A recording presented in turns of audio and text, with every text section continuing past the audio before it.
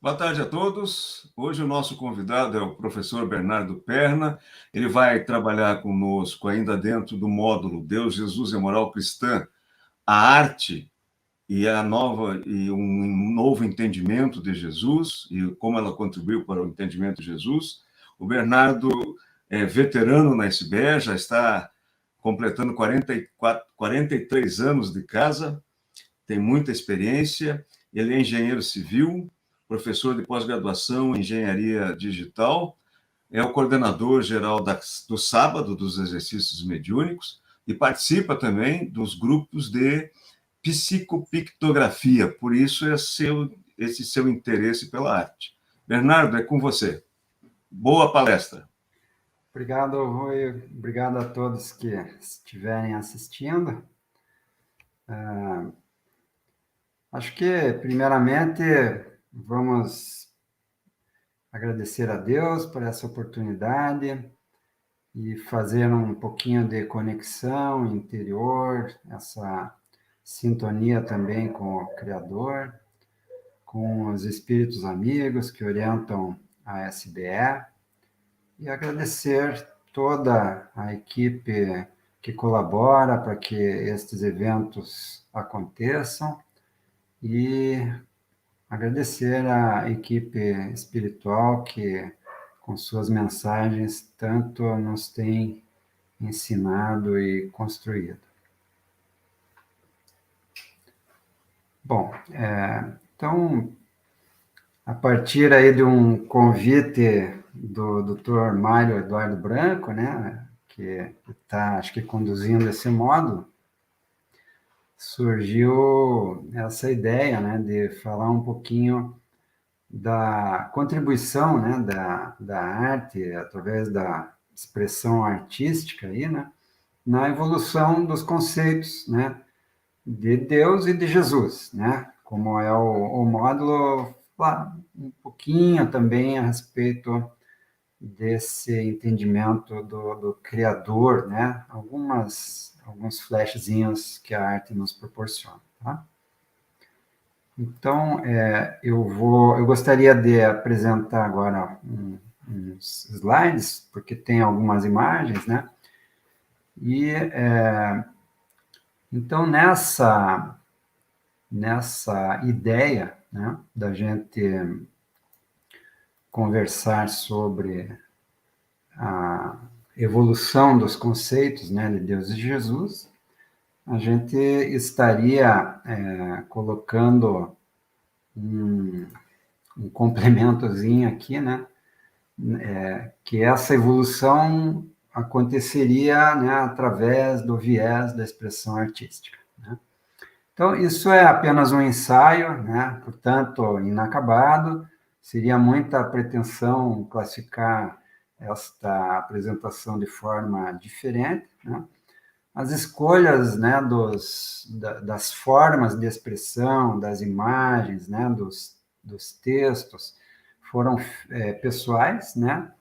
Uma escolha até rápida, pode-se dizer, e é óbvio que há centenas, né, de outros exemplos a explorar nesse mesmo sentido, tá? Então, primeiramente, como a gente está falando de evolução dos conceitos, é interessante lembrar o que é conceito, né? Conceito é uma representação mental de um objeto abstrato ou concreto que se mostra como um instrumento fundamental do pensamento na sua tarefa de identificar e de descrever a realidade. E a expressão artística, é interessante pensar também um pouquinho a respeito dela antes da gente entrar nos exemplos. Então, o irmão Antônio Green, né, espírito que orienta toda essa parte teórica de vanguarda do espiritismo na SBE, nos trouxe essa expressão, né, da arte como sendo um instrumento político de modificação do comportamento. E político no sentido de que a pessoa vai se estruturando, né, e se auto-administrando para alcançar uma qualidade de vida melhor. Né? Então, os exemplos que virão depois, né, a gente espera que, a gente vai falar pouco sobre eles, mas espera que daí na parte de perguntas a gente possa, de repente, compor juntos aí uma espécie de tertúlia, né, tertúlia artística, espírita ainda por cima. Bom, a poesia também é um exemplo de expressão artística que merece melhor entendimento. Né? E o próprio irmão Grimm nos traz este conceito a respeito da poesia. Ela é um movimento do pensamento, tão leve que é difícil pesá-lo, tão expressivo que é difícil medi-lo, tão longo que não se consegue alcançá-lo. Essa é a poesia. É uma relação intensa da substância com aquilo que é, numa relação muito crítica daquilo que o ser pensante imagina alcançar. Por isso, em todas as circunstâncias em que ela se manifesta, ela não perde nunca a sua essência de ser.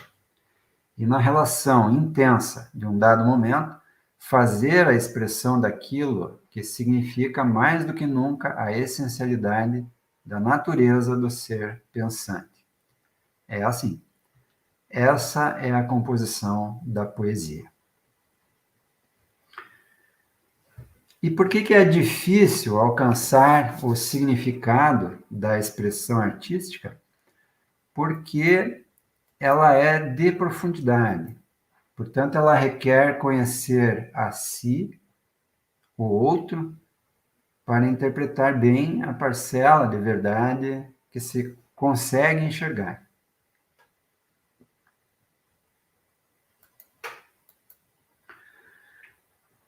Picasso, né, cunhou esta afirmação aqui também, que é interessante, porque nós vamos falar um pouquinho de hermenêutica, né, daqui a pouco. Então, ele disse que mesmo acabado, um quadro ainda continua a mudar de acordo com o estado de espírito daqueles que o contemplam. Então, nós não vamos trazer aqui em detalhe, né, os conceitos dos princípios da hermenêutica espírita, mas convém pelo menos citá-los, né? Então, talvez alguns que estão assistindo aqui lembrem, né, do princípio da codeterminação, né, onde tudo que fazemos, né, precisa do concurso de outro, e também nós, né, participamos da construção geral, né? Depois tem o princípio da irredutibilidade do singular. Então, cada um de nós, né, é capaz de compor e fazer sentido, né, a respeito dos mais diversos assuntos, e nessa construção humana participar, né, conscientemente de uma construção que representa uma síntese que não se reduz, num sentido individual, né, de ser. E a essencialidade do pertencimento, né, essa ligação intrínseca de nós para com Deus, né, que permeia a todo o entendimento que podemos fazer, né, da evolução.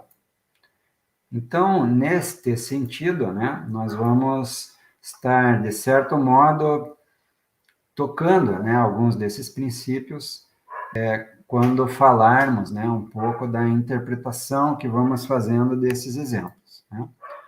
Outra questão importante é a relação com a cultura, com os signos, com o significado, por exemplo, o significado literal, o significado ampliado, né? A própria ideografia, né? Que também vão estar presentes em qualquer comentário aí que você possa fazer a respeito da expressão artística e do seu sentido. Né? Bom, Rainer Maria Rilke, né, que acho que é um poeta alemão, também cunhou esta afirmação a respeito das criações de arte, né, dizendo que são sempre resultado do ter ido até onde ninguém mais foi, onde uma vivência, então, se torna singular. E a obra de arte, na visão desse poeta, é a expressão necessária, irreprimível e o mais definitiva possível dessa singularidade. Portanto, a expressão artística é sempre uma síntese.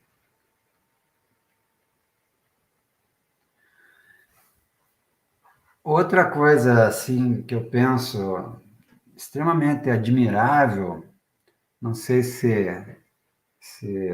os que participam aqui vão concordar comigo, mas eu entendo que os encontros humanos podem alcançar essas sínteses e quando então podem ser comparados a obras de arte do Criador, onde nós podemos participar, né, naquele sentido, né, da codeterminação, da cocriação com aquele momento, num sentido singular, né, e de pertencimento. Nós vamos procurar aqui na nossa conversa de hoje trazer dois exemplos desse tipo de encontros, né? Então, o primeiro deles eu vou trazer a partir da música, né? E o segundo vai ser bem no final da nossa palestra aqui, pequena, que vou pedir para um amigo, né, contar um encontro que ele teve, que para mim foi extremamente significativo, né, e que revela esse conceito oriental, né, da experiência, do movimento inteligente, permanente da vida, e a síntese aberta, que é a arte se expressando através desses encontros humanos, né, com a interpretação possível de cada momento, que se traduz, né, na filosofia oriental por esses termos, né, o Ko, o Goku e o No. E dessa maneira, né, tendo isso em mente, é que eu vou trazendo alguns exemplos para a gente ir pensando, identificando, reconhecendo onde estão neles, né, nessas formas de expressão, onde estão presentes o conceito do Criador, o conceito de Jesus também. Né? Eu vou me ater mais à evolução, né, do entendimento da figura de Jesus Cristo, mas vou falar um pouquinho também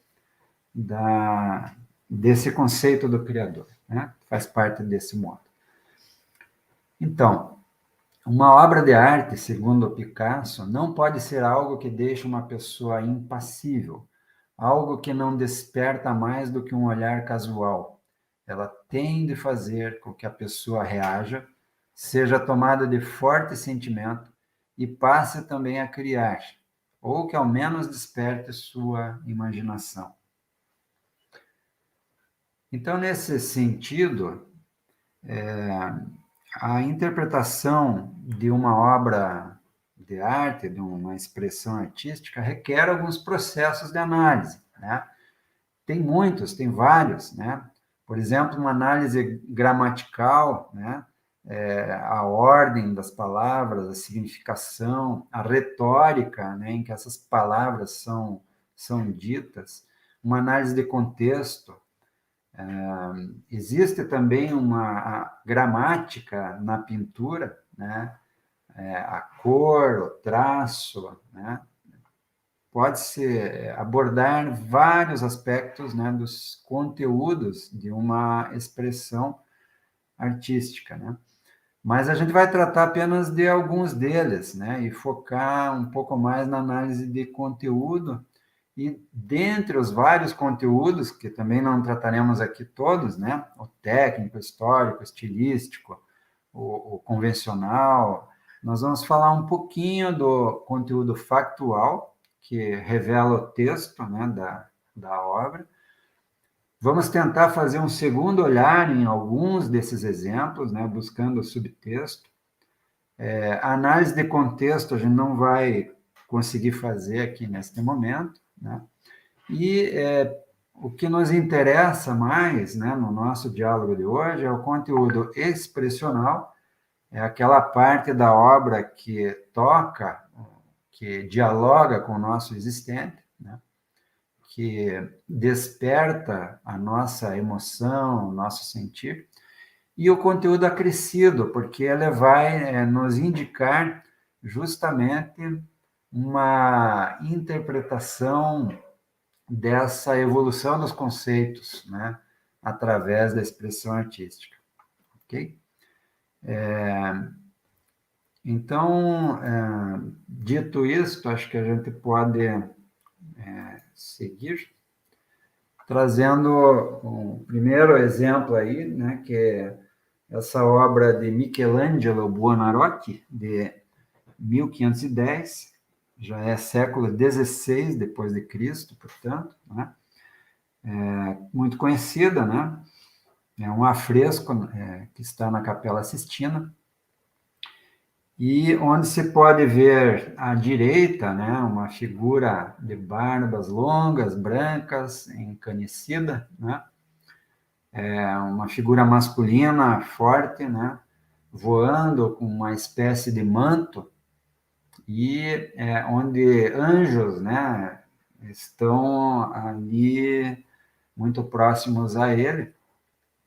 Existe uma figura feminina, né, também ali, e que se pode perceber bem, né?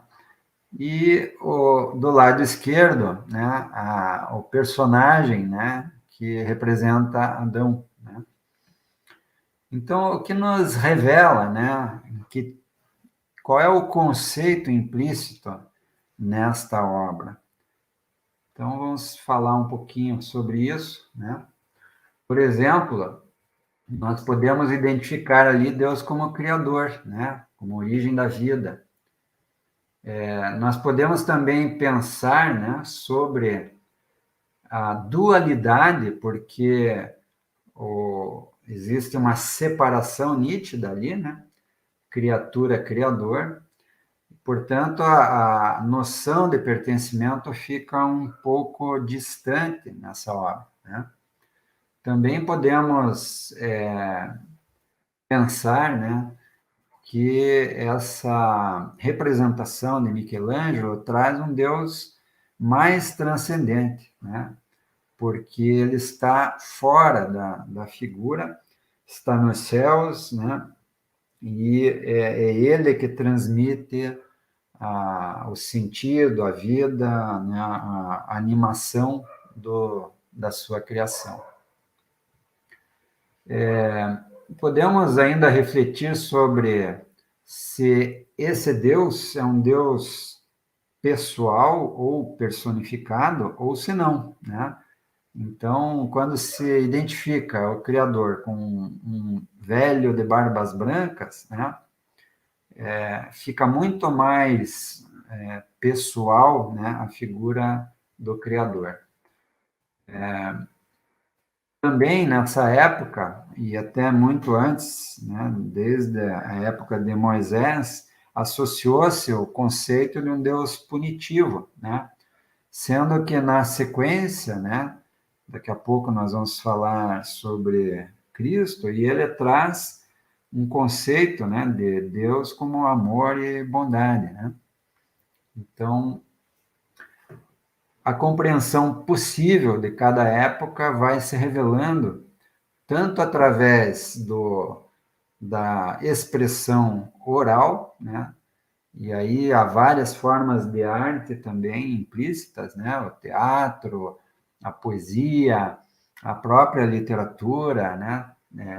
Alcança o sentido de arte, e ela se expressa conforme o alcance possível de cada civilização, de cada época também. Então, nós temos, na verdade, na figura, o Deus que nós criamos e o Deus que nos criou, né? Eu já volto à figura novamente, mais um pouquinho, para a gente explicar um pouquinho isso, né? É interessante pensar sempre que nossa compreensão é evoluente mesmo, né? E que o que a gente busca no sentido, né, da compreensão da doutrina espírita é o entendimento desse Deus, né, como unidade, criatura, criador que se revela todos os dias quando nós próprios nos procuramos. E, mais recentemente, né, o irmão Grimm e o irmão Leocádio trazem a figura e o conceito de Deus como fundamento do fundamento da vida. Então, voltando um pouquinho aqui na imagem, né, a gente pode associar vários desses conceitos com esta figura, né? Isso que a gente procurou aqui ressaltar um pouco. Então, no fundo, né, a gente pode refletir, pode se fazer uma pergunta. Esse Deus, né, que está aqui representado, é o Deus que nos criou ou é o Deus que nós criamos?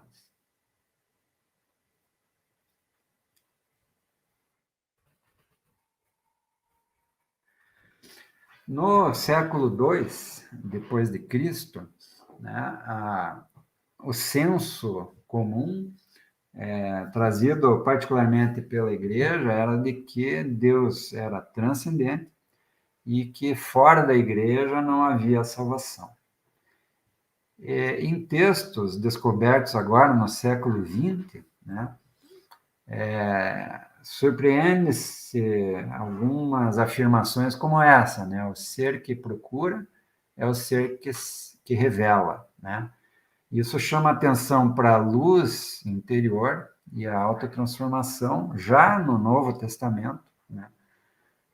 A ser encontrada para então encontrar o Criador, ou seja, está implícito nisso um conceito, né, de imanência e de autoconhecimento que passou despercebido ao longo de vários séculos, né?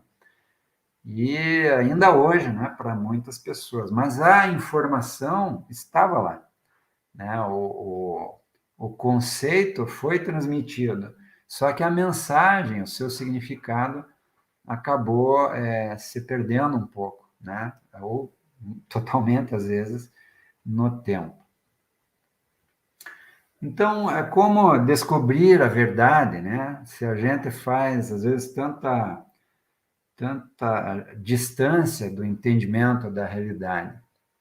Eu gosto muito de um poema de Carlos Drummond de Andrade, eu trouxe ele aqui para vocês agora, e alguns já devem ter visto mencionando esse poema, né?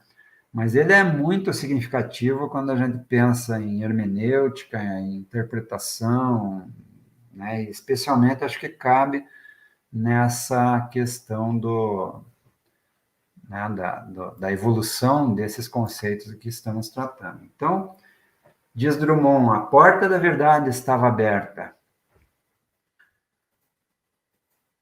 mas só deixava passar meia pessoa de cada vez. Assim não era possível atingir toda a verdade, porque a meia pessoa que entrava só trazia o perfil de meia verdade, e a sua segunda metade voltava igualmente com meio perfil. E os meios perfis não coincidiam.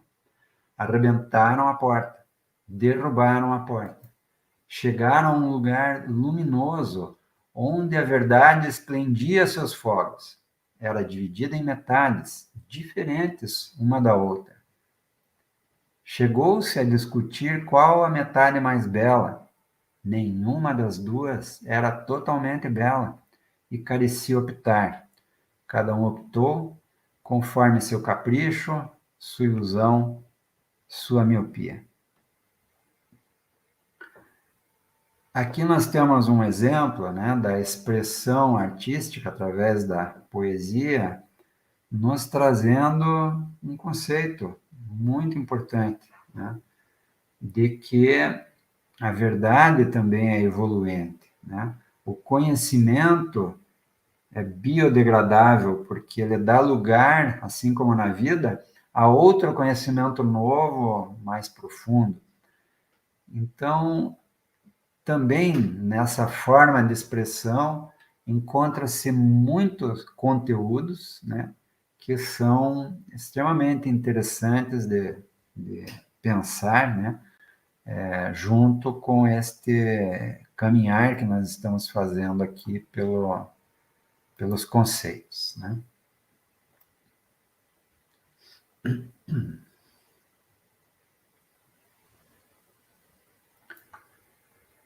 Bom, sobre agora um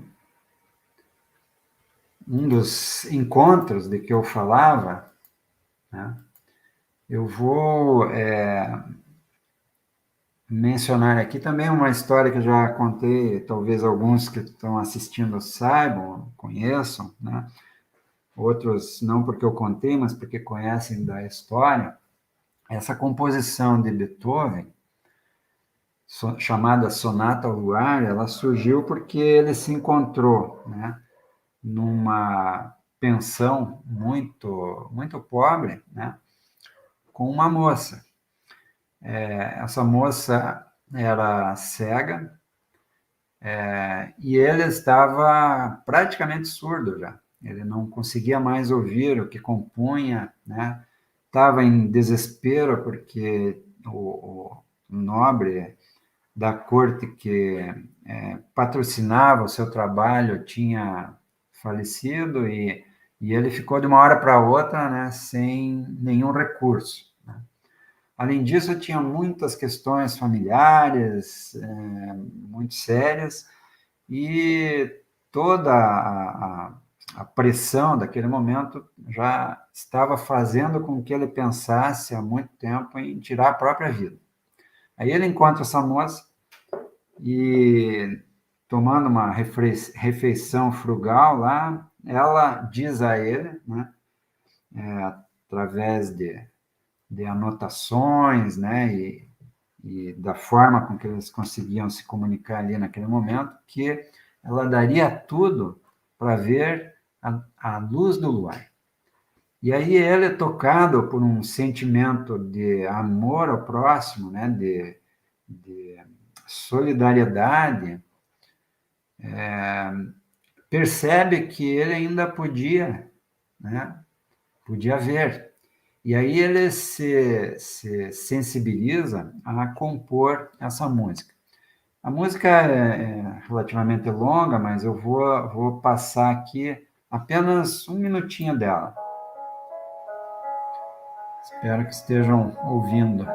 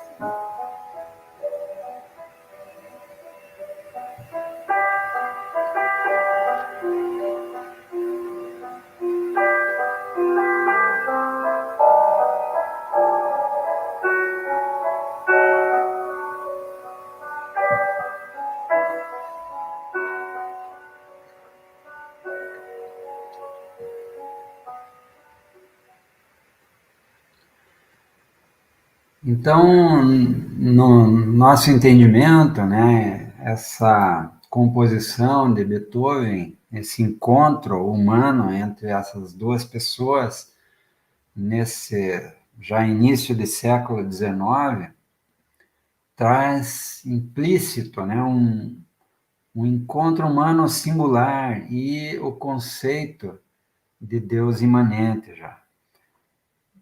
Claro, isso ocorre em toda a história da humanidade, né? Mas foi apenas um flash aí para ilustrar essa questão, tá bom? Tem outras formas de dizer coisas parecidas, né? Por exemplo, chama do absoluto, arde o verbo em nossa lâmpada humilde, na tradução de Helena Collodi, né? Ou a respeito do amor, né? Que também traz esse conceito que fundamenta toda a mensagem de Cristo, que é o próprio conceito, né, do Criador, expresso três estrofes simples, né? Vinha um mendigo a visitar o rei para ofertar-lhe o único tesouro. De vivo amor, transparecia o coração, estrela, na translúcida carne macerada. Para beijá-lo na alma, o rei desceu. Ah, que pequena luz o amor humano, quando o infinito amor resplandeceu.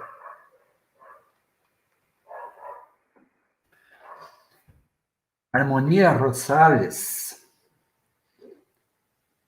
já no século XXI, faz uma tradução, vejam, daquela obra de Michelangelo, né? Ela queria fazer uma pintura significativa a partir de outra amplamente reconhecida, que subconsciente ou conscientemente nos condiciona a ver figuras masculinas brancas como poderosas e autoritárias e mudar o roteiro, estabelecer uma contranarrativa. Então, eu trouxe esse exemplo, né, para imaginar, né, pensar na força da interpretação de cada um, traduzindo uma mensagem, às vezes de mesmo conteúdo, de mesmo sentido, só que com nuances diferentes, né? Conforme a época, a cultura, o sentimento de quem cria e assim por diante. Rupi Kaur é uma imigrante indiana que se estabeleceu, acho que nos Estados Unidos ou no Canadá, se não me engano, no Canadá. E ela escreveu esse pequeno poema, né, que também traz o conceito de Deus imanente, né, de uma forma que talvez até choque um pouco algumas pessoas, mas é interessante conhecer, né, e depois pensar um pouquinho. Meu Deus não espera dentro da igreja ou na escadaria do templo. Meu Deus é o fôlego da refugiada que corre, é a barriga da criança com fome, é o batimento no peito de protesto. Meu Deus não descansa entre as páginas escritas por homens sábios. Meu Deus mora entre as coxas suadas das mulheres vendidas por dinheiro. Foi visto pela última vez lavando os pés de um mendigo. Meu Deus não é tão distante quanto eles às vezes dizem. Meu Deus pulsa dentro da gente infinitamente. Ela era adolescente praticamente quando compôs esse poema, né, em 2018. É uma linguagem que fala muito ao público jovem. É interessante, às vezes, esses poemas bem contemporâneos, né, que trazem esses conceitos, né, de outra forma, né? Importante a gente avaliar um pouco isso também. Então, aqui passamos um pouco para a questão, né, do conceito de Cristo diante de nós, né? Temos aqui uma representação de um homem,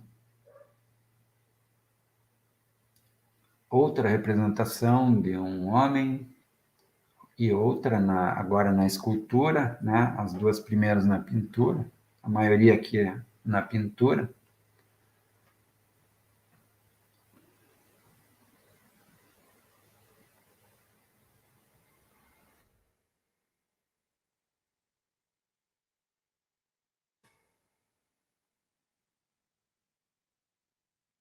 Todas essas representações pretendem representar o mesmo homem. Vejam que interessante, né? as primeiras 10 imagens, talvez vocês dissessem ou pensassem, né? Não é a mesma pessoa. Então, por que a gente traz, né, essa diversidade? Porque realmente foi assim que a arte trouxe a representação de Cristo até praticamente o século XIV. Né? Ela não estava associada a um homem branco de bigode, barba, né, cabelos longos e olhos claros. Tinha todas essas representações que, claro, tem centenas, talvez milhares de outras, né? Eu selecionei essas, né? Por uma questão de trazer alguma coisa que eu imaginei que não fosse tão óbvia para a maioria que pudesse estar assistindo. Então, Cristo é retratado e pela forma com que é retratado, pode-se encontrar a ortodoxia do conceito trazida pela religião, pelos povos que acreditam em determinadas religiões, determinadas fés, né? E busca trazer uma contextualização, uma conceituação, né, da sua mensagem, através dessas imagens. Né? Mas o importante é a gente reconhecer, né, o fundo principal, porque a forma, assim como o seu rosto, né, a sua aparência, não é tão importante. O que importa é a essência do que representa essa figura. Né? Então, estou ressaltando aqui alguns pontos que certamente estão sendo abordados no módulo, né, que constituem os eixos, né, da mensagem de Cristo.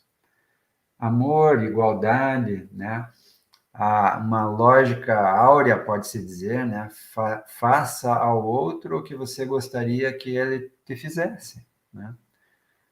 Mais simples, né, do que isso, talvez seja difícil de alcançar, né? Mas é muito difícil de realizar, nos parece, né? Então, é importante perceber que Cristo foi o agente da maior transformação já ocorrida na Terra, né? E trouxe valores até então desconhecidos ou muito distantes da grande maioria, né, da sociedade. Interessante perceber que nas imagens vocês vão ver, né, vão perceber a representação, às vezes, de Cristo como um Deus. Né? E é interessante também perceber que outras representações fazem quase que questão de demonstrar que ele é humano. Né? Então, todas essas expressões, no fundo, fazem um pouco daquilo que Picasso alerta, né? Provocam a reação das pessoas, né? O seu pensar, né? O seu sentir. E eu vou apressar um pouquinho aqui a exposição, né? Isso trata um pouco da evolução histórica, né? Como Cristo era representado na Europa, né? Aqui ele foi sendo representado com as características físicas dos próprios pintores, né? Da própria intenção, né? da religião em que estava inserido, né? Aquele contexto do trabalho artístico. Né? Assim como essa figura do século VI, né? Que está no Monte Sinai. E traziam as características físicas, né, de cada povo. Então, primeiro, os europeus destacaram, se notabilizaram por trazer Cristo loiro, né, ou de cabelo castanho, ou ruivo, mas outras culturas também pintaram Cristo com a sua própria etnia, que era bem diferente. Então, aqui, por exemplo, uma pintura indiana, né, com os olhos amendoados, né? E existem vários outros, né? Existe uma igreja em Nazaré, né? Em que é nipônica, né? De origem oriental, e Cristo está bem japonesinho, né? Pintado, né? Junto com uma mãe japonesa, né? Então é um outro exemplo ali, né? Mas o que essas representações diferentes ressaltam é que o Cristo realmente não é a aparência que se retrata, mas a identificação que se faz dele comigo na minha temporalidade, na minha historicidade, na minha humanidade. Os judeus que viviam no Oriente Médio, por exemplo, no século I, tinham a pele, o cabelo e os olhos escuros, né? Como essa concepção de um artista gráfico aqui, né? Especialista em reconstituição facial, né? Então, essa imagem que a gente assimilou, né, de Jesus de barba, cabelos compridos, só se tornou comum a partir do século VI e muito mais tarde, né, no Ocidente, né, antes lá na Europa, depois no Ocidente. Os primeiros retratos de Jesus eram muito mais diversificados, como a gente viu, né, e depois de muitos séculos, né, os especialistas apontam, né, para um biotipo diferente, moreno, baixinho, né,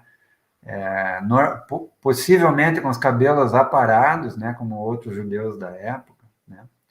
E uma coisa interessante, uma professora, uma historiadora neozelandesa, né, Joan Taylor, diz, né, lembra, né, que nos evangelhos ele não é descrito fisicamente, nem se era alto ou baixo, bem apessoado ou forte. A única coisa que se diz é a sua idade aproximada. Bom, o que a gente quer chamar a atenção, né, é que existe um conteúdo acrescido nas obras, na expressão artística, né? Por exemplo, Jesus divinal, né? E é perigoso isso, porque esse conceito acrescido, ele distorce, né? Ele desloca da realidade a interpretação.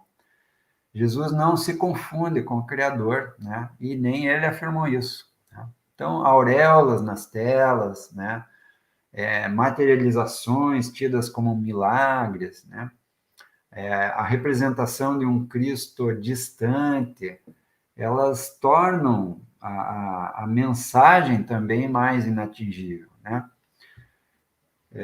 Lembrando que os registros foram orais durante séculos, né? Porque não se escrevia, né? E pelo grande intervalo de tempo decorrido entre a passagem de Jesus e nós, né? Nós temos uma possível, né, lacuna enorme aí nas traduções, nas interpretações, né? E o que é importante a gente ressaltar é que a mensagem de Cristo, que é o essencial, é o que importa, né? Ela é prática, lógica e fala do comportamento, né? Então, a Bíblia impressa é do século XV, né? A primeira Bíblia, né? Então, até então, eram traduções orais, manuscritos ortodoxos, né? O que é ortodoxo? Né? A opinião certa. A autoridade do clero, né, principalmente, era vinda de Deus, então tinha que obedecer, não se podia questionar, né? E aí se perdia a mensagem, o cerne da mensagem, que era de autotransformação, né? Havia uma divisão entre as pessoas que eram doutas ou não eram nessa ortodoxia e assim por diante. Outra coisa é que os textos foram só alguns os escolhidos, né? Então trouxe-se o dogma, né, o sacro, através de um viés, né, de pessoas que se intitulavam representantes, né, da divindade. Então, esse conteúdo acrescido, né, trouxe uma classificação, uma hierarquia, sendo que a mensagem de Cristo é de que todos são iguais, né? Outra coisa, o texto foi alterado para colocar a mulher como submissa, né? Uma noção de condenação do pecado e assim por diante. Então, o que a gente ressalta aí, né, é que a mensagem de Cristo era de mudança de comportamento, por isso tem mais alguns exemplos aí que tratam dele em atividades junto ao povo, né? E lembrando várias, né, passagens dele que ressaltavam que essa mudança de comportamento é interna, né? Não é o que entra pela boca, é o que sai da boca, portanto, é o que está lá dentro e que é expresso que é mais importante, né? Naquela situação, né, de lavar as mãos antes da refeição, que chocou um pouco quem estava presente, né? Então, peço que vocês lembrem um pouquinho do poema de Drummond e vamos para algumas representações, vou passar mais rápido aqui, mas é provocativo mesmo e a gente vai ter oportunidade de conversar daqui um pouquinho, né? Então, 60 anos depois, né, dos seguidores de Cristo terem sido massacrados, o poderoso Império Romano começa a ruir.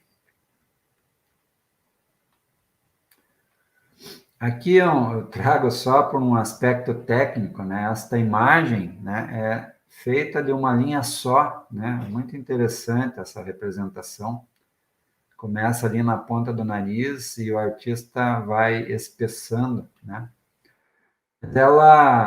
Ela mostra, né, uma figura de Cristo que não é bem a representação, por exemplo, que os espíritos recomendam, né?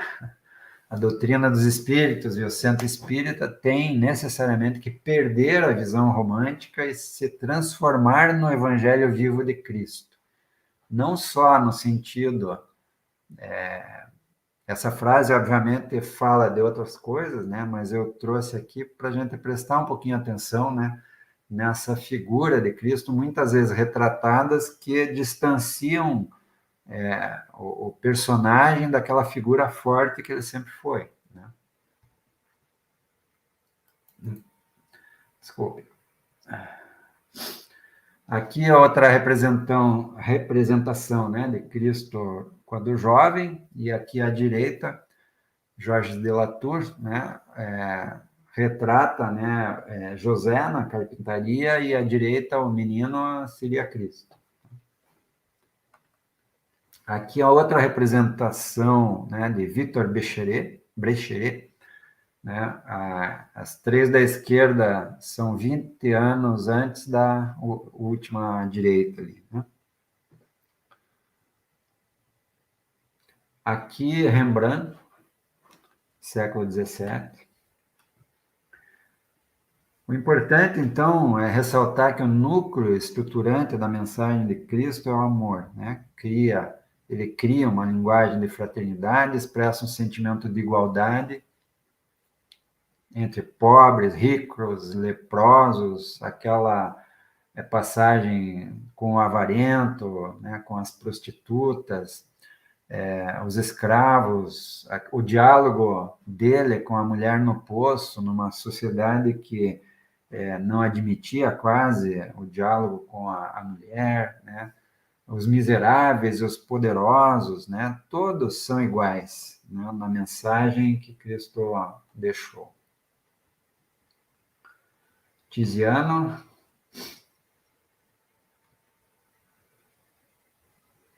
E Tintoretto, né, à direita aqui. A passagem, então, de Pilatos, né, o julgamento de Pilatos, e a afirmação de Cristo, não vim destruir a lei, mas dar-lhe cumprimento. Então, aqui eu passo a trazer algumas ações sociais, digamos assim, né?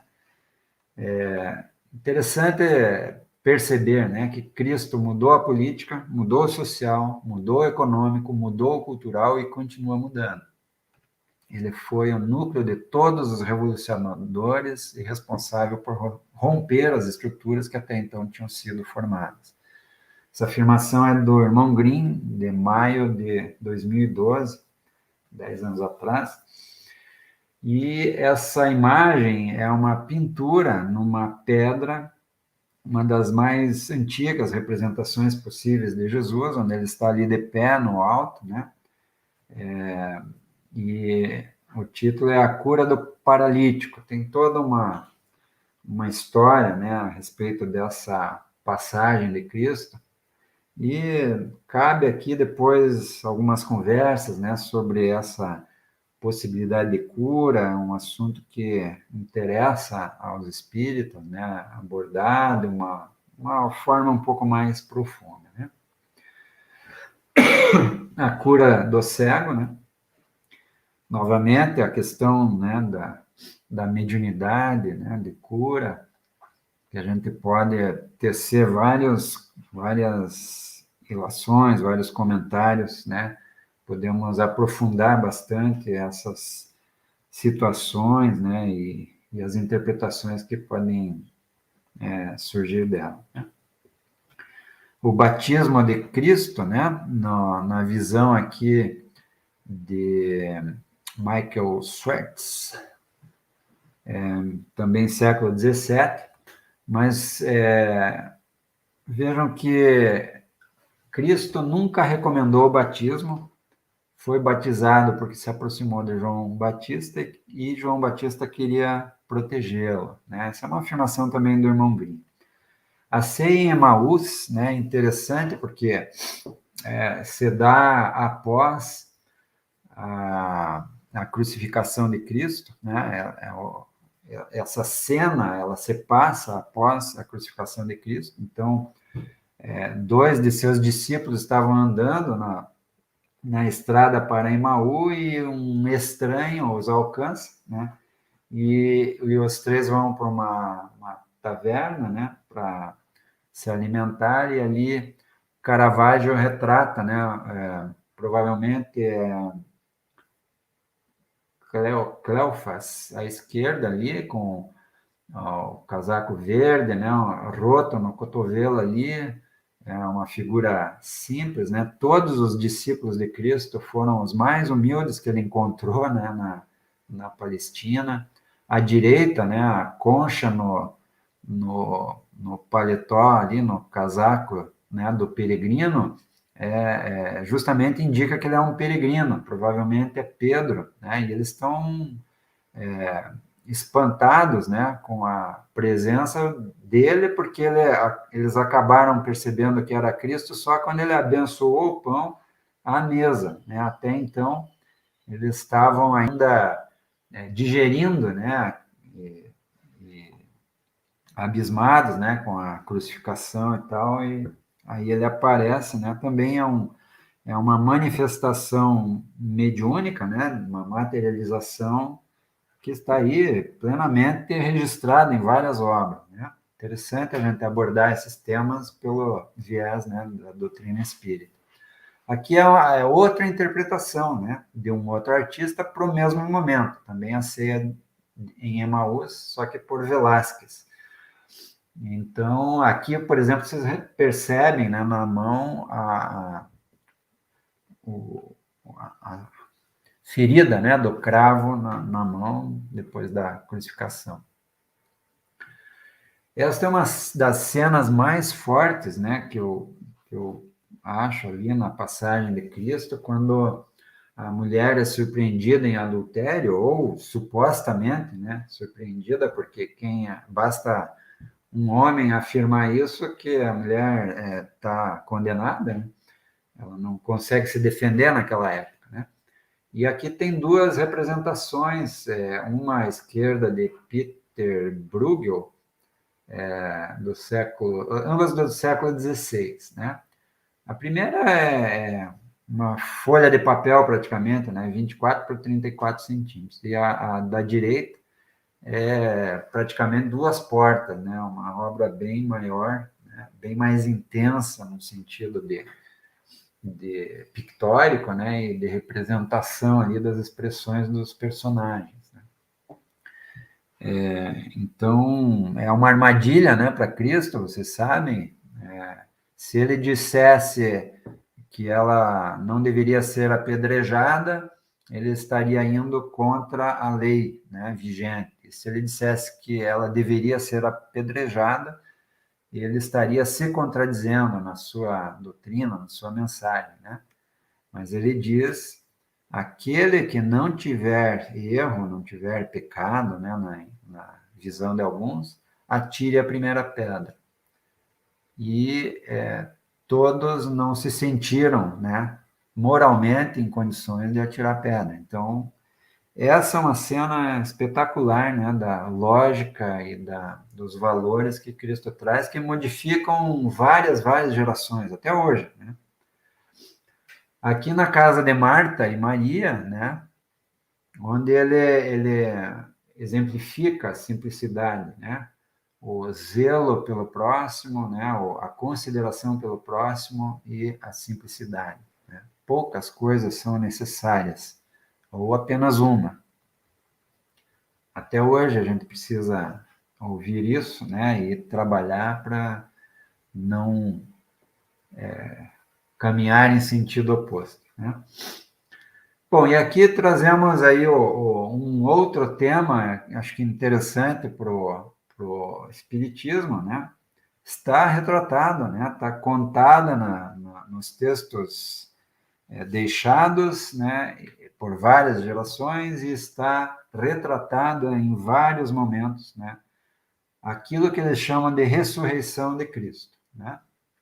Então, abre-se um campo aí para, quem sabe, artistas espíritas ou a própria psicopictografia, né, abraçar o tema, por exemplo, da reencarnação, né, ou outras vertentes, né, que a passagem de Cristo, até então interpretada pela literatura, pelos filósofos, pelos religiosos e pela arte, deixa, né, algumas lacunas que poderiam avançar ainda no entendimento que podemos fazer, né, dessa figura. Vejam que Rafael Sanzio, em 1520, dá o nome de Transfiguração. Isso é apenas um detalhe, a obra é bem maior, né, mas aqui estaria Cristo representado, né? Bom, a gente poderia falar muito sobre tudo isso, né? Mas, como o tempo é esse, fica então o gostinho, né? Para a gente explorar um pouco isso que passou de relance e, quem sabe, nas perguntas a gente possa avançar um pouquinho mais nesses assuntos, né?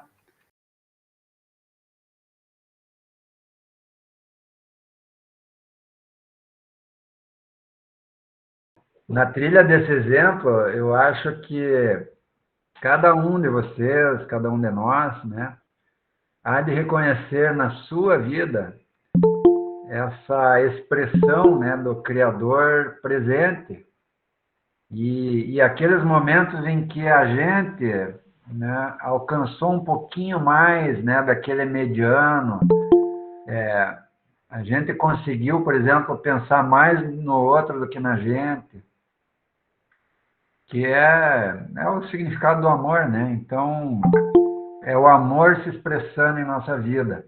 Portanto, é Deus presente, né, imanente nas nossas atitudes, e é essa relação íntima, né, unidade, né, criatura-criador.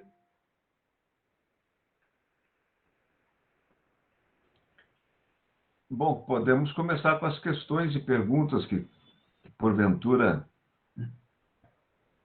tiverem intenção de fazer.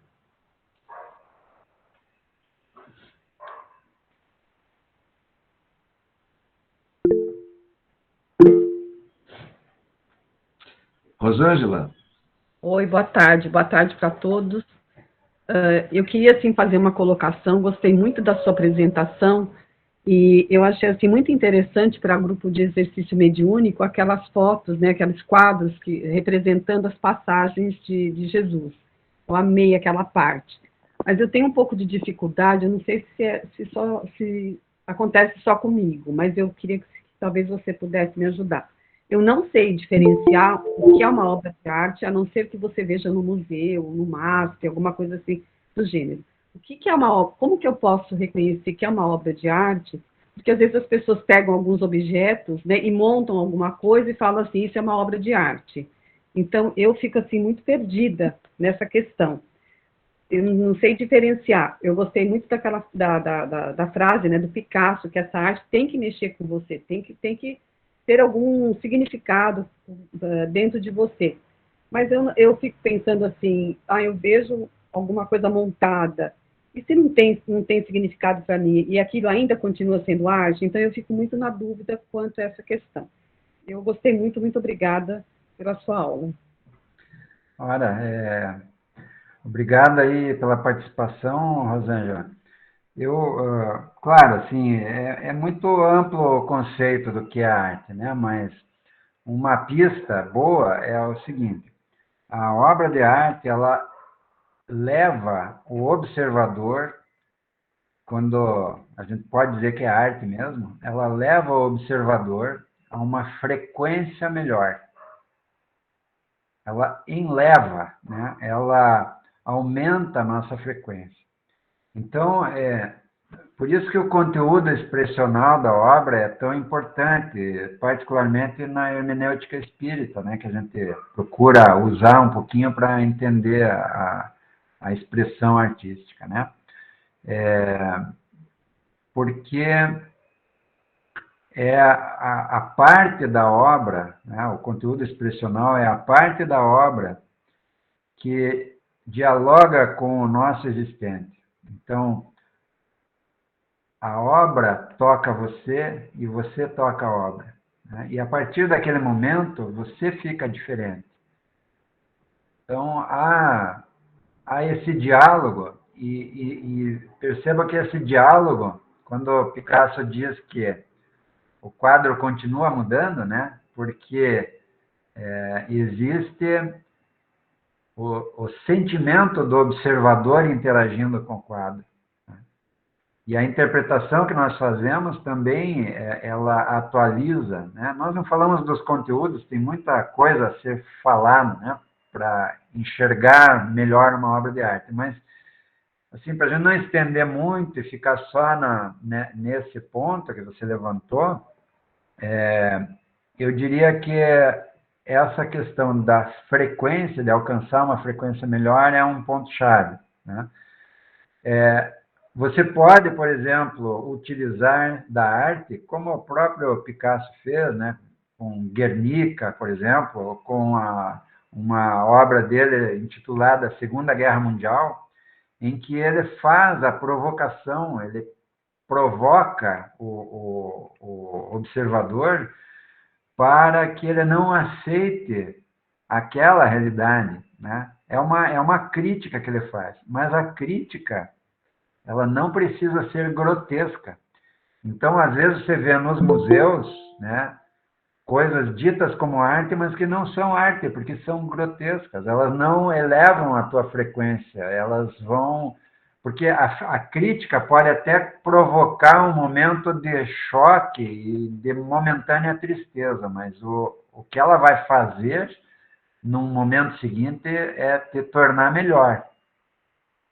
E que você compreenda um pouco melhor a realidade a partir daquilo. Agora, o grotesco, ele arrisca, por exemplo, trazer um desconforto enorme para a pessoa, né? Não é por aí. Eu tive, assim, não sei se a oportunidade, o privilégio de ver um colega de trabalho que, ao ter uma oportunidade de uma exposição, ele juntava qualquer cacareco, jogava por cima das coisas, montava, colava e tal. E eu, né, uma vez, presenciei aquilo, e disse, não, o que você está fazendo? Não, eu quero ganhar dinheiro com isso aqui, não interessa, é que eu vou montar uma coisa aqui de qualquer jeito para as pessoas verem e elas vão dizer se, né, se vale ou não vale. Então, a intenção, né, do artista, ela impregna a obra. É por isso que a gente, quando está fazendo, por exemplo, um prato na cozinha, né, a arte da culinária, né, assistam a Festa de Babette, se puderem, né? Aquilo é arte. O que ela faz na culinária é arte, porque ela primeiro enxerga o outro e quer o bem do outro. Então é muito diferente isso. E isso, para mim, é que diferencia a arte, sabe?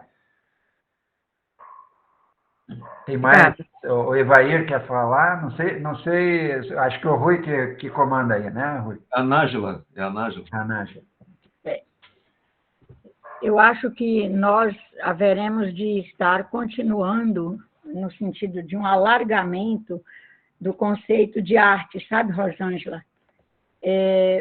Nós passarmos, assim, saber que existe arte pictográfica, existe arte cênica, existe todas essas artes que nós já chegamos ao mundo com elas até bem conceituadas, e elas foram se conceituando cada vez melhor através das populações, mas a gente passar a saber assim, neste momento, eu sou artista diante disso que eu estou fazendo. Eu estou atendendo um cliente numa loja, o meu atendimento tem que ser de arte, a pessoa tem que levar um registro, não só do meu conjunto físico, não estou falando de arrumação, não, porque eu falar de arrumação, Rosângela, você me conhece, sabe que seria até um contrassenso, né? Se eu não me arrumo nunca. Mas eu tenho que ter uma expressão dentro de mim, de conteúdo, naquilo que eu faço, que a pessoa leia e veja a beleza que não está no físico, mas está no conteúdo. E ela saia dali querendo, pelo menos, tentar ser melhor. Ela vai lá porque ela está com todas as taxas altas. Eu tenho que ter uma qualidade de atendimento que eu toque o coração dela a ponto dela querer mudar suas dinâmicas de vida e melhore suas taxas. Não só através dos medicamentos, porque eles, se ela for resolver esses distúrbios emocionais que levam a ter hábitos ruins, distúrbios culturais que levam a ter hábitos ruins e, portanto, assim, desordenar suas taxas, se ela for tratar isso só com medicamentos, ela vai acabar falando mal dos médicos. Olha que arte ruim que ela vai fazer. Ela vai falar mal dos médicos, ela vai falar mal da indústria farmacêutica, ela vai falar mal das farmácias. A gente vive no dia a dia essa triste realidade, porque não está conceituado vida como arte, alimentação como arte, beber água como arte, caminhar como arte, conviver com os amigos como arte. E conviver, você sabe também que eu não visito quase ninguém por não tirar tempo para isso, né? Mas há uma convivência boa dentro de mim. De telefonar quando acha que, não, estou lembrando muito de fulano. É uma arte. Estou lembrando tanto de fulano, o que eu estou lendo nessa arte? Há uma arte aí. Por que eu amanheci hoje lembrando de Fátima e Aparecida, que estão lá em Camboriú? Estou lembrando demais dessas meninas. Não, vou ter que tirar uma hora, seja lá que hora for, eu vou ter que ligar. Olha, está tudo bem? Passar uma mensagem, bom dia, tudo bem aí? Como é que está? Como é que estão as escolas e etc. Levar isso tudo para o sentido de arte. Porque os artistas, no sentido do pictórico, e de escultores e etc., eles estão fazendo um trabalho belíssimo há muito tempo. Nós temos que agora nos preocupar com a beleza do nosso trabalho. Eu sou professora, faço aula. Minha aula tem que ser uma obra de arte.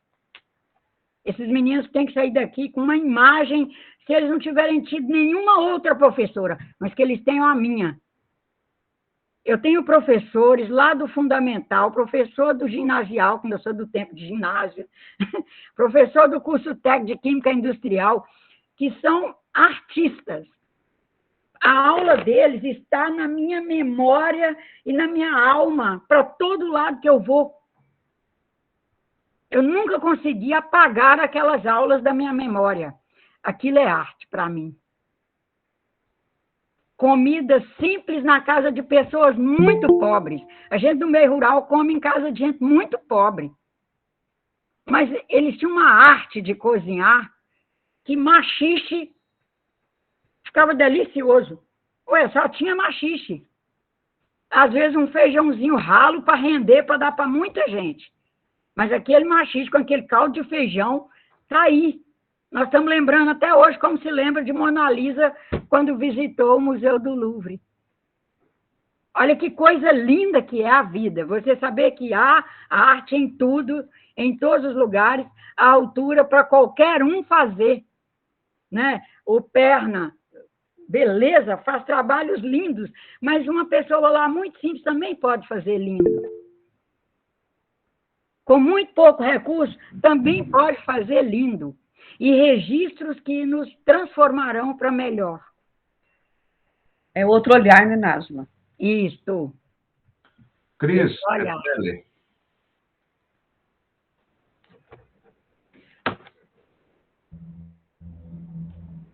Então, quero parabenizar o tema e essa ligação com Jesus. Tem tanto a ver com a arte, eu acho, porque eu vendo a abordagem, tentando entender assim, a coerência desse todo, o que me fica é que, por escolher o viés da arte, me parece que ela é um fio condutor da humanidade, desde todos os tempos, sobre uma relação ética do humano. Né? Então, ela vai transformar, romper, tocar, fazer sentir, despertar o humano junto do humano e para si mesmo, o ser esse humano. O que a Nájila estava falando sobre que é uma questão de atitude estética, né? Tem a ver com a harmonia, com a beleza, com a ordem, né?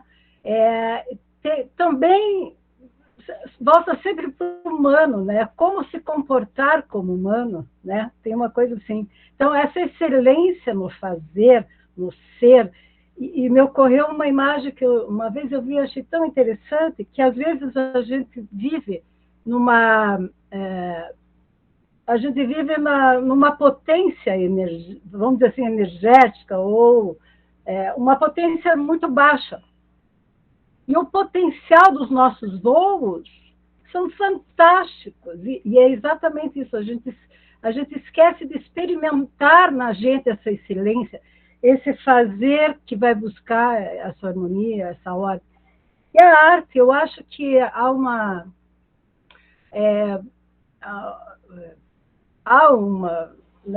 relação tão intensa de quem expressa, né, que faz uma síntese de todo o seu ser, né, naquela vivência, que isso pulsa, né, para a gente e fornece esse diálogo que é bem importante.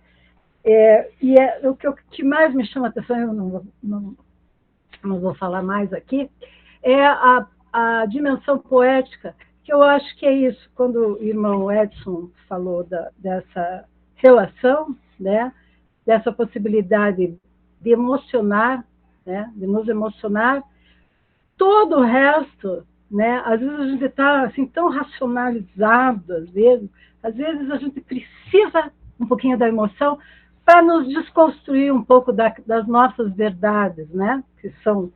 Aí a emoção coloca a gente numa outra dimensão, tudo a gente tem que refazer e vira um Picasso a nossa vida. É um momento assim que eu estou vivendo agora, pensando em entender. Um detalhe desconstrói, e daí você tem que se rever tudo e construir outra obra, e graças à emoção, que nos tocou lá no profundo. Então, quando fala aqui, no coração, é um lugar diferenciado, é onde Jesus sempre falou, né? Alcança de outra forma. Parabéns, muito bom esse momento da arte aqui. Obrigada aos dois. Márcia. Está sem áudio, Márcia. Parabéns, professor. Gostei muito da sua aula e fiquei muito emocionada com o depoimento do Edson. Eu me vi nesse lugar, porque a minha avó também sempre foi uma pessoa muito importante. Mas em relação à arte, a arte é aquilo que emociona. E ela continua viva por quê? Porque quando você olha qualquer tela, o abstrato que for, o sujeito sempre fala dele. Ele está falando dele. Então, isso vai de acordo com os tempos, né? Nos séculos. Se você está no século XVI e criou uma obra, essas pessoas do século XVII, XVIII, XIX, XX vão ter um outro olhar. Então, essa tela está sempre mudando. É sempre uma emoção, um questionamento, uma evolução. Então, arte, você, quando olha qualquer obra de arte, você fala de você. Câmbio. É interessante também pensar que há momentos, né, em que o artista ele alcança um momento preciso de transcendência, sabe? Em que ele toca, de certa forma, posso dizer assim, né? Não só o seu existente em plenitude, como toca o existente do Criador. E há uma confluência, né, num sentido construtivo, que torna aquele momento raro. Né? E a qualquer momento posterior, né, dessa criação, você pode fazer o aporte naquele significado, onde a pessoa que observa a obra de arte tem a possibilidade de se conectar àquele momento de criação também. Então, ali se processa a pedagogia da emoção, que pode vir através de um encontro humano tão significativo como esse, né? Da avózinha ali do Edson, né? E das outras avózinhas que são referências para nós, né? Então, esses momentos significativos, eles mudam também nossa frequência, né? E fazem uma imagem referencial. Então, os ideogramas, por exemplo, que às vezes há livros escritos com ideogramas, eles permitem a cada um desdobrar aquela imagem referencial e aqueles signos, aqueles significados, conforme o seu alcance. De modo que uma criança pode interpretar a parte que ela consegue e um sábio idoso, às vezes, um ancião, também pode, só que num outro nível de alcance, né? Mas o importante é que aquele momento de criação, ele se tornou atemporal. Você pode se conectar a ele em qualquer época. Vai ter os conteúdos atualizados de cada época, né? Porque as interpretações vão crescendo, assim como os conceitos expressos nela vão adquirindo significados, né, evoluentes. Mas é interessante a gente distinguir, né, tentar, pelo menos, né, como a Rosângela levantou, essa gradação, né, que permite, às vezes, o surgimento de uma obra rara, porque ali tem uma síntese muito mais profunda, né, e a gente pode, através dessa síntese, planificar a construção humana. A Nájila queria falar isso, Rui? Acho que sim.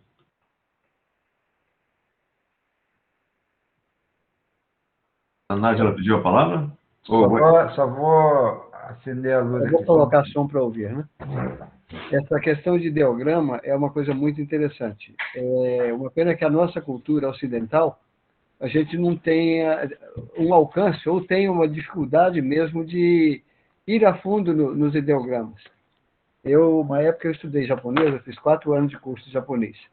A gente aprende muito pouco, é uma língua muito difícil que eu não consegui ter fluência nela. Mas os ideogramas são interessantes. Por exemplo, tem um ideograma que significa árvore. Se você coloca mais um símbolo exatamente igual, ele já muda de sentido e passa a ser bosque. Se você coloca um terceiro igualzinho, já muda o sentido de novo e passa a ser mata, floresta. Se você deixa só um simples que significa árvore, e dá um tracinho nele, ele já passa a significar livro. Ou seja, uma árvore cortada leva para o papel e o papel leva à obra de arte. Então, realmente é um mundo muito rico, mas que a gente ocidental tem pouco acesso, pouca cultura para chegar a compreender os ideogramas. Mas eu queria parabenizar o Edson por conseguir fazer um relato daquele de maneira tão... Porque já está desmontando. Eu não consigo. Ai, ai. Você estava falando e a gente estava chorando. Mas parabéns, foi realmente muito interessante e muito válido. Obrigado. É isso aí. O Lauro, Obrigado. a palavra?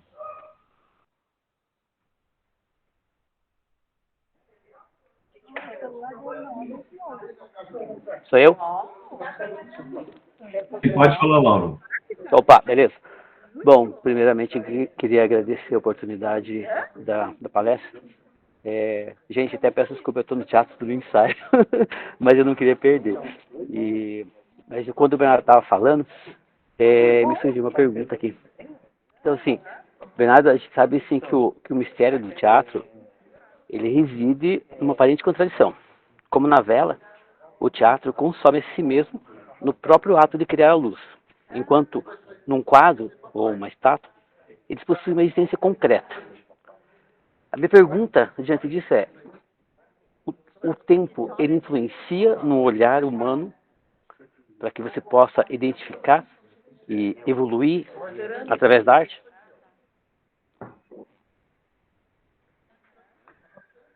Bom, o tempo influencia o olhar humano, sim, a partir do momento em que a cada nova experiência, né, você acresce o teu existente, né, com conhecimentos novos, com sentimentos novos também, né? Então, o teu olhar vai ficar diferente, né? Há um conteúdo, né, acrescido pelo observador na obra de arte também. Então, quando, por exemplo, você faz uma pequena adaptação, às vezes numa música, né? Quando você troca uma palavra numa letra original, né? E você traz um sentido atualizado, às vezes, né, a essa música, você está alterando o seu significado também, né? Quando a gente observa melhor uma poesia, uma obra de arte, por exemplo, né, aquela própria pintura de Michelangelo, a gente pode notar várias coisas ali após, por exemplo, ter tido a possibilidade de estudar conteúdos técnicos, né? A técnica de expressão, a técnica da pintura, o traço, a composição, uma série de coisas, né? A perspectiva, por exemplo, né? Há uma técnica para conduzir o olhar, né, do observador para determinado enfoque na tela, né? Ou numa escultura, ou mesmo numa poesia, né? Então, a ordenação na poesia que faz esse papel, né? Há, por exemplo, a situação da pessoa, às vezes, não ter o alcance para entender as palavras todas da poesia, né? No momento seguinte, ela pode se capacitar, né, a isso, então o entendimento dela vai ser diferente, vai ser outro. Há desdobramentos que o observador faz a respeito de um conceito que, às vezes, o artista ainda não tinha pensado naquilo, e ele desdobrou através daquela criação e alcançou um outro conceito que nem o artista tinha alcançado. Então, por exemplo, na poesia isso é muito, muito visível para mim, né?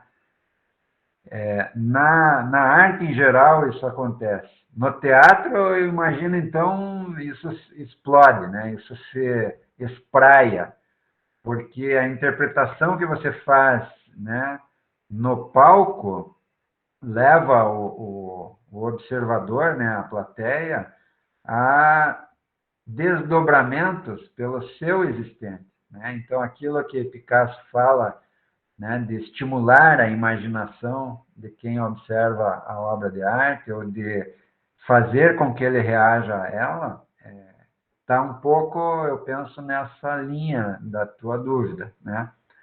Quando você começa a pensar sobre a obra, você começa a alcançar outros significados. E isso te modifica, né? E muitas vezes, pela divulgação, às vezes, do pensar de uma pessoa, você faz com que a sociedade alcance um outro conceito que estava oculto, né? Estava no subtexto da obra. Não sei se respondia contenta aí, Laura, mas... Perfeito, muito bom. Dentro do contexto, porque a minha visão da arte, ela está muito linkada ao teatro. E até uma coisa, a Nájila, a Adriana, algumas pessoas que viram você mandar um beijo para você, a Nájila mandava um beijo para você, viu, Nájila? A Nájila acolheu a gente no Rio de Janeiro, Bernardo, deliciosamente. Todo mundo mandou um beijo para você aqui. Então, Bernardo, como eu estava falando, a minha visão é muito do teatro. E dentro da materialidade, da espacialidade do teatro, a gente faz uma interpretação através da mímica. E isso a gente traz uma representação de um contexto que foi desenhado, mas a gente não conhecia.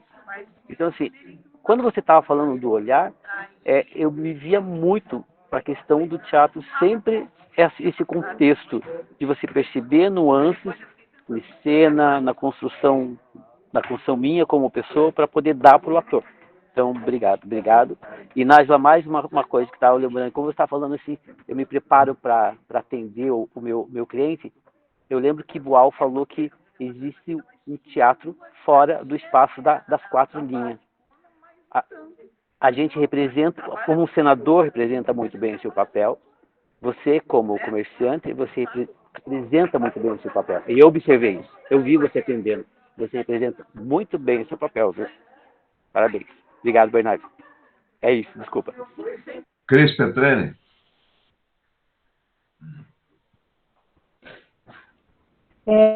Não, eu só fiquei pensando aqui que a gente não pode deixar de pensar nessa proposta político-pedagógica humana que é da apreciação da arte, né? Porque esse diálogo, porque não é um monólogo, né? Toda obra é aberta, ressignificada permanentemente. Então, a gente sabe que as diversas, como o Bernardo trouxe, significações são tão plurais e elas vão aprimorando no tempo, né? E vão trazendo muito conhecimento e vão aprimorando para nós com essas experiências estéticas que são tocantes e emocionantes, no seu linguajar, elas vão aprimorando a nossa sensibilidade, que nos torna mais amorosos, mais belos, né? Mais o bem, quer dizer, são vertentes da sensibilidade que nos levam a essa realização. Sendo assim, se a sociedade se brutaliza, é óbvio que a arte faria um papel fantástico, já que ela alcança de maneira tão simples o humano do humano, né? Talvez seja um lugar onde mais é possível, claro, na religião, mas nesse encontro, nessa conexão, no sentido desse aprimoramento pela arte, né? Você veja, o teatro é um espelho da sociedade. Ali ele faz, a gente se vê, se doa ou não doa, né? Foi sempre assim. O teatro tem um papel fantástico político. Agora, e realmente de chegar nas pessoas. Então, nesse sentido da apreciação, existem várias propostas de a gente alcançar, né, a sociedade de alguma forma, com os museus, com outras formas, mas não é fácil, porque às vezes a arte vem de encontro, às vezes, a nossa ignorância, não no sentido só intelectual, mas a nossa própria falta dessa experiência, né? Que nos tornaria o nosso voo mais alto, com certeza. Nayara? Bom, primeiro eu queria parabenizar, né, o Bernardo pela abordagem. Realmente eu acho que a mensagem, né, de Jesus Cristo, ela é poética, artística, né, e trazer essa abordagem foi muito rico. Eu acho também, né, Bernardo, que você faz até uma provocação que é interessante de a gente refletir também enquanto, né, o SBE. A gente vê que a arte, ela é um registro histórico, né, além de tudo. E na tua apresentação, acho que ficou muito claro isso para mim, né, de como o Cristo, né, o próprio Deus, foi sendo retratado culturalmente, historicamente, né, ao longo do tempo, com base no alcance possível daquela época, né. E eu acho que nós vemos um momento, né, da nossa contemporâneo em que isso foi deixado um pouco de lado, né, a representação do Cristo, do cristianismo e da nossa concepção dessa mensagem de Cristo, né, na atualidade enquanto obra de arte, né. Então, entendo que fica também uma reflexão, uma até provocação para a gente, né, no sentido de fazer também esse registro histórico por meio da arte do nosso momento, né, enquanto humanidade, e da nossa compreensão, né, atual dessa mensagem tão rica aí que Cristo nos deixou. Então, seria isso. É interessante, obrigado aí pela tua participação. Eu sei que você não está muito bem de saúde hoje, né? E pela gentileza aí, né, que está nas tuas palavras, mas eu não trouxe aí, mas tem, né, representações mais atuais de Cristo, né? O que eu procurei fazer foi trazer representações que não fiquem só naquele lugar comum, né? E especialmente, não sei se vocês perceberam, que não trouxessem tanto aquele Cristo assim, né, com a cabeça inclinada, aquela condição de condolente, né? Sempre sofrendo, um olhar às vezes baixo. Ele foi muito forte, né? Então eu queria mais era trazer essa visão. E há um espaço, eu penso, enorme para se evoluírem esses conceitos que nós alcançamos no sentido social já, né? Então, eu penso até, né, fiz ali uma provocação velada, né? Não sei se houve essa percepção que eu queria dar, mas o espiritismo pode, ou os espíritas podem, através da arte, né, que conseguem expressar, podem fazer mais um caminhar nesses conceitos que os espíritos já nos trouxeram, né, que estão tão claros hoje para a gente, né? Então, há possibilidade, há campo de uma representação que avance nesses conceitos, né? Não só na representação de Cristo, como na representação do próprio Criador, que é muito mais difícil de fazer, né? Mas aquela música de Beethoven, a música em particular, eu acho que é muito capaz disso, sabe? De transcender essa forma humana que se associou ao Criador, por exemplo, né?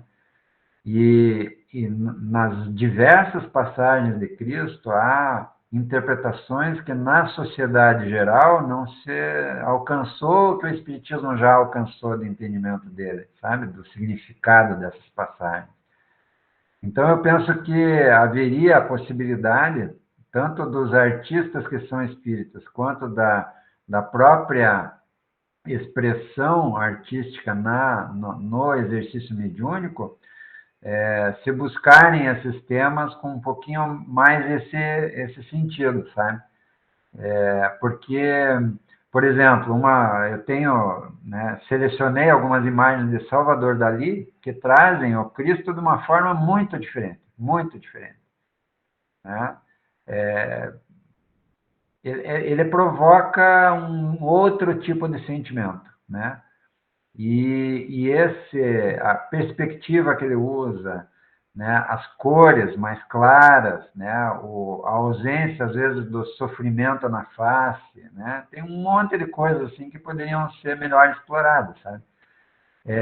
Pena assim que a gente, né, como tudo, é claro, a gente tem que ter um limite, né, e às vezes a gente não eu particularmente, né, não tenho a habilidade que deveria para explorar melhor esse tempo com uma profundidade maior, mas existem sim interpretações recentes, até tem uma ali, né, mas ela ficou no lugar comum do passado, não ultrapassou isso, né?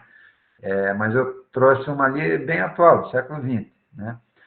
Mas tem, então, indico para você, se quiser dar uma olhadinha, tem o Cristo de San Juan.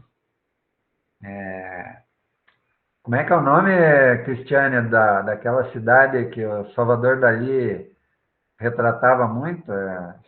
San Juan de Porto-Ligar. Ou é Cristo ou é Jesus de San Juan de Porto-Ligar. E a última ceia que ele retratou é uma releitura interessante. Ele usa a perspectiva, quase uma cópia da perspectiva de Leonardo da Vinci, da última ceia, mas a interpretação que ele faz, né, é bem outra. Então, você tem uma visão diferente ali. Não quer dizer que alcance o sentido que a gente busca dar, né? Por exemplo, o conceito que o Espiritismo já chegou não é esse que está ali, mas é uma interpretação contemporânea, né? Já que você lembrou aí, e eu efetivamente não mostrei isso porque eu estava nos extras ali, né? Até falei com o Rui, mas acho que extrapolou ali um pouco, não caberia hoje, né? Quem sabe em um outro momento. A Nájila queria? Ou é o Alvair? Queria, assim, mais uma vez, pedir licença para dizer que hoje o que eu mais peço a Deus que me ajude e busco orientação nos bons espíritos e em todo mundo com quem eu vou convivendo, é que nessa coisa da arte de viver, porque viver é arte, eu consiga me organizar de maneira que todos que acessem as minhas telas de viver mesmo, essa tela aí do dia a dia, minuto a minuto, onde quer que esteja, consigam encontrar elementos ali para fazer transcendências. E nós podemos isso. É um autopoliciamento que a gente tem que fazer, não tem dúvida. Um autocontrole o tempo todo para a gente ser um artista a cada minuto, construindo ali a melhor tela com o que estivermos fazendo. Estamos cozinhando, estamos lavando roupa, atendendo fazendo gabinete de orientação no centro espírita, gerindo uma obra que os pedreiros, uma dificuldade enorme de querer trabalhar, e você dizer a ele, aqui o senhor está construindo uma obra de arte onde pessoas, inclusive, muito felizes ou muito tristes, muito doentes, virão e precisarão dessa obra de arte bonita, confortável, que eles melhorem aqui dentro.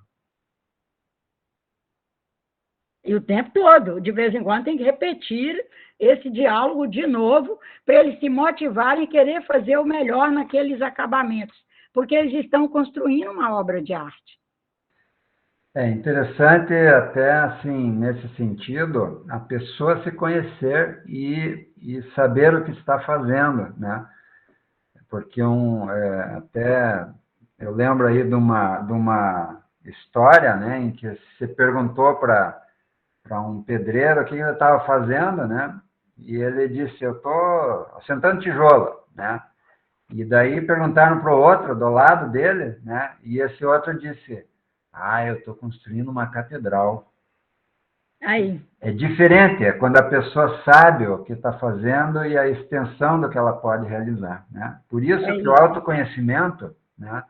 Aquele conhecimento que vem de dentro, que já estava na mensagem de Cristo, lá atrás, na sua passagem pela Terra, é tão importante. E os espíritos, né? O espiritismo trouxe isso de uma forma muito mais presente, né? Pelo menos eu penso, né? Pelo menos para mim. Então, é fundamental esse ponto que você levantou. Acho que o Edson quer falar, e nós já estamos avançando bastante aqui no tempo, não sei o Rui lá como é que está. Acho que o Edson pode falar agora, né, Rui? O Edson fala e a gente encerra. Já são 18 horas. Quero agradecer essa oportunidade e deixar aqui esse conceito de no e co, porque eu não posso definir isso de forma alguma. E quando o irmão Green trouxe o no e o co, ele falou preocupação com o planeta e respeito com os mais velhos. Então, no e co, ele permeia no respeito dos mais velhos e preocupação com o planeta.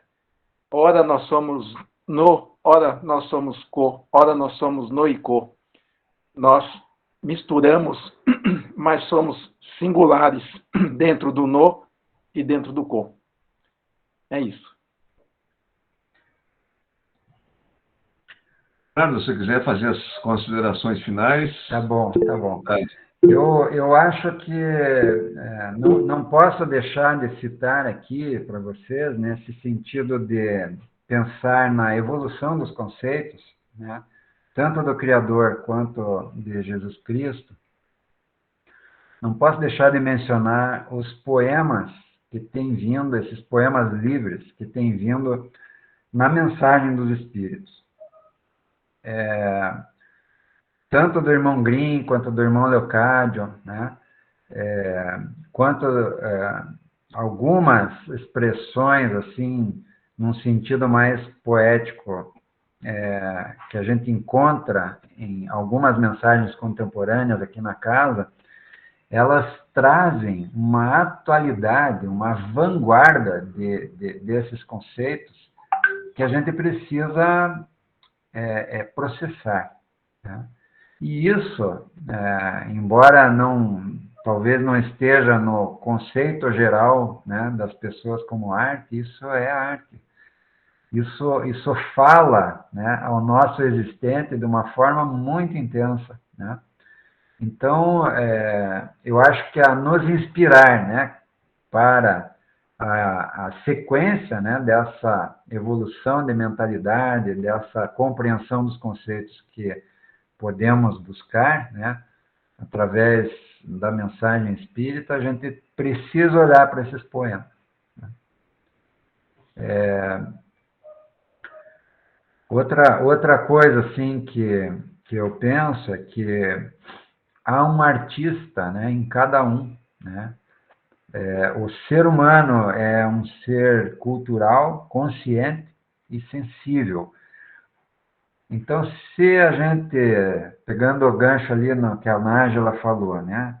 Se a gente estiver fazendo alguma coisa, né, quer seja atendendo uma pessoa, né, no seu comércio, quer seja assentando tijolo, né, quer seja cozinhando, né? Quer seja escrevendo alguma coisa para alguém, ou essas coisas que a gente faz, que a gente é capaz de fazer, a gente pode colocar nossa sensibilidade nisso, o melhor da nossa sensibilidade. E a partir do momento em que a gente exercite essa sensibilidade em direção do bem do outro, a gente estará progredindo no nosso entendimento também desses conceitos, porque estará vivenciando mais esses conceitos, né? Então, essa acho que é a minha mensagem, assim, de agradecimento e de despedida aí para vocês, né? Essa história que o Edson contou num dia de ectoplasmia, né? Frio, de noite, né? A gente lá pensando em algumas coisas que são essenciais para a vida, né? E surge aquele diálogo, aquilo me iluminou e está me iluminando e vai me iluminar, né? Talvez não com a mesma profundidade que para ele, mas as associações que a gente faz, as relações, as ordenações, né? O alcance, o acesso de memória que a gente faz a partir de um momento desses é extraordinário. Então, eu acho que é por aí, a gente valorizar aquilo que está ao nosso alcance, né? E olhar, né, cada vez mais com um pouco mais de profundidade aquilo que a gente pode realizar, né? Então, que a mensagem de Cristo e que a relação, essa consciência de pertencimento ao Criador esteja presente na vida de cada um, e muito obrigado aí pela paciência e pelo tempo de vocês. Nós é que agradecemos, Bernardo, pela sua disponibilidade. Um bom final de semana para todos e até o próximo sábado com o professor Reginaldo Domingues. Ok? Um abraço a todos. Bom fim de semana. Um abraço. Um abraço a todos.